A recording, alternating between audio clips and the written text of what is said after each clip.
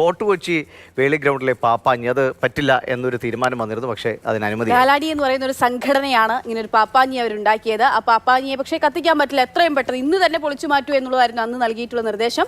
പക്ഷേ ഹൈക്കോടതി അവർക്കൊപ്പമാണ്. ഹൈക്കോടതി അനുമതി നൽകിയിരിക്കുന്നു പാപ്പാഞ്ഞിയെ കത്തിക്കാൻ.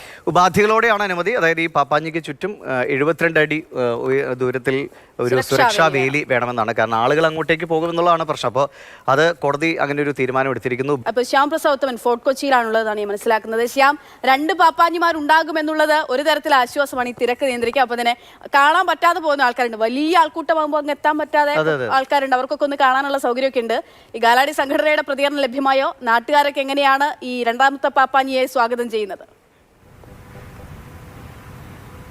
അക്ഷയ പറഞ്ഞതുപോലെ തന്നെയാണ്. അതായത് ന്യൂ ഇയർ, അതായത് പുതുവത്സരാഘോഷം എന്ന് പറഞ്ഞു കഴിഞ്ഞാൽ കൊച്ചിയിലേക്ക് ഒഴുകിയെത്തുക എന്ന് തന്നെയാണ്. കേരളത്തിൻ്റെ എല്ലാ ഭാഗത്തു നിന്നും കൊച്ചിയിലേക്ക് എത്തുക. അതുകൂടാതെ വിദേശികളും മറ്റ് സംസ്ഥാനങ്ങളിൽ നിന്നടക്കം കൊച്ചിയിലേക്ക് ഒരുപാട് പേർ എത്തുന്നുണ്ട്.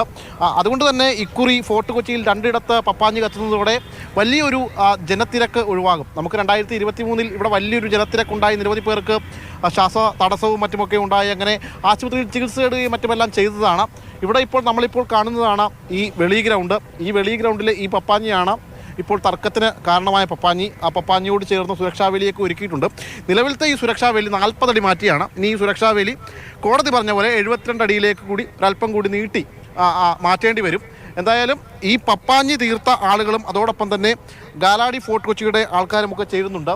ഇക്കുറി ഈ പപ്പാഞ്ഞി ഇവിടെ ഒരുക്കിയിട്ടുള്ളത് അരുൺ എന്ന് പറയുന്ന ഒരു ചെറുപ്പക്കാരനാണ്. നമുക്ക് അദ്ദേഹത്തോട് തന്നെ ചോദിക്കാം, ഈ ഒരു പപ്പാഞ്ഞിയുടെ ആശയം അതെങ്ങനെയാണ് വന്നത്? ഞാനൊരു മൂവിയിലൂടെ കിട്ടിയത്. ഗ്രാൻഡ് എൽഫ് എന്നാണ് കഥാപാത്രത്തിൻ്റെ പേര്. ലോർഡ് ഓഫ് ദ റിങ്സ് എന്ന് പറഞ്ഞ മൂവിയിലാണ്. അപ്പം അങ്ങനെ ഒരു ഫോട്ടോ ഗൂഗിളിലുണ്ടായിരുന്നു. അപ്പോൾ അത് ഇവിടുത്തെ ഗാലറിയിലെ എല്ലാവരെയും കാണിച്ചപ്പോഴത്തേക്കും, പ്രത്യേകിച്ച് ബെന്നി ചേട്ടനെയും കാണിച്ചപ്പോഴത്തേക്കും എല്ലാവർക്കും ഭയങ്കര ഇഷ്ടമായി. അപ്പോഴത്തേക്കും ഞാനിത് ഉണ്ടാക്കാന്നുള്ള രീതിയിൽ മുന്നോട്ട് ആയപ്പോഴത്തേക്കും എല്ലാവരും സപ്പോർട്ട് ചെയ്ത് അങ്ങനെ ഉണ്ടാക്കി തുടങ്ങി. അപ്പോഴാണ് നോട്ടീസ് വന്നത്. പിന്നെ പണി പൂർത്തീകരിക്കാൻ കഴിഞ്ഞു? ഇല്ല, പൂർത്തീകരിക്കാൻ മൊത്തത്തിൽ ആയിട്ടില്ല. അപ്പോഴത്തേക്കും 18-ാം തീയതി നോട്ടീസ് വന്നോടെ അവിടെ വെച്ച് നിർത്തുകയായിരുന്നു. ഷൂവും ബെൽറ്റും കാര്യങ്ങളൊക്കെ ഉണ്ടായിരുന്നു ഇതിൽ. അതൊന്നും ഇനി പിടിപ്പിക്കുന്നില്ല. ഇനി ഇത്രത്തെ വെച്ച് നിർത്തി. ഇപ്പം പപ്പാഞ്ഞി ഏകദേശം സജ്ജമാണ്. ഇപ്പം എല്ലാം പക്കയായിട്ടായിരിക്കണം.